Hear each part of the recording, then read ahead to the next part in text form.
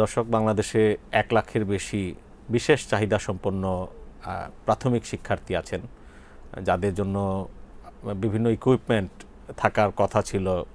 তাদের মানে learning material যেগুলো আমরা বলি আর কি, লার্নিং ইকুইপমেন্ট কিন্তু আসলে এত বছরেও বাংলাদেশ প্রতিবন্ধীদের মেনস্ট্রিমিং করা নিয়ে যে বহুদিন ধরেই কথা হয়ে আসছিল, সেটি কোনো সরকারের আমলেই তাদের জন্য যে সাফিসিয়েন্ট ইকুইপমেন্ট এনশিওর করেনি কেউ।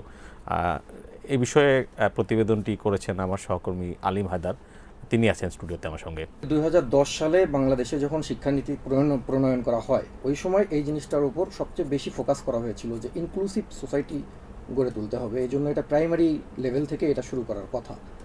এই কারণে সরকারের একটা বিশেষ নির্দেশনা ছিল যে যারা বিভিন্ন রকম ডিসএবিলিটি আছে বা স্পেশাল কেয়ার প্রয়োজন যাদের, হ্যাঁ, এই রকম শিক্ষার্থীরা তারা যেন এডুকেশনের বাইরে না থাকে।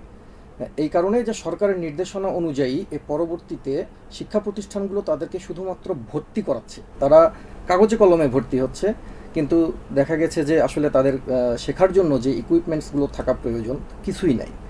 যেমন এটা সরকারি বেসরকারি মিলে 1 লাখের উপরে, হ্যাঁ, এর মধ্যে হয়তো সরকারি প্রাথমিকেই আছে এটা 50,000 প্লাস। হ্যাঁ, কিন্তু এখানে দেখা গেছে যে এখানে প্রায় 5,500 থেকে 6,000-এর মতো স্টুডেন্ট আছে যারা দৃষ্টি প্রতিবন্ধী, বা একটা বড় অংশ আছে এর সাথে যারা কানে শোনে না, কানে হিয়ারিং প্রবলেম আছে।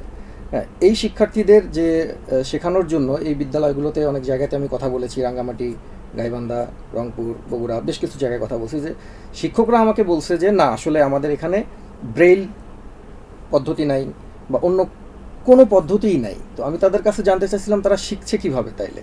তো শিক্ষকরা বললেন যে আসলে এভাবেই শিখছে, মানে যতটুকু এভাবেই হয়। ব্রেল ছাড়া তাহলে দৃষ্টি প্রতিবন্ধী একজন শিক্ষার্থী তিনি যে অক্ষর চিনবেন কিভাবে? জি, এটা একটা বড় প্রশ্ন। এই বিষয়ে আমার প্রাথমিক অধিদপ্তরের মহাপরিচালকের সঙ্গে কথা হয়েছে। আমি তাকে একই প্রশ্ন করেছিলাম যে আসলে তাদের তাহলে শিখছে কি। তিনিও আসলে ব্যাপারে তার সীমাবদ্ধতার কথা জানিয়েছেন। তিনি আমাকে উল্টো বলেছেন যে এটি একটি সুন্দর কোশ্চেন, কিন্তু সরকার কখনো আসলে এগুলোর বিষয়ে কখনো উদ্যোগ নেয়নি। আমাদের প্রতি নির্দেশনা আছে ইনক্লুসিভিটি এনশিওর করা, কিন্তু ইনস্ট্রুমেন্ট আসলে নাই বাংলাদেশের কোনো প্রাথমিক বিদ্যালয়ে বা সরকারি বেসরকারি পর্যায়ে নাই।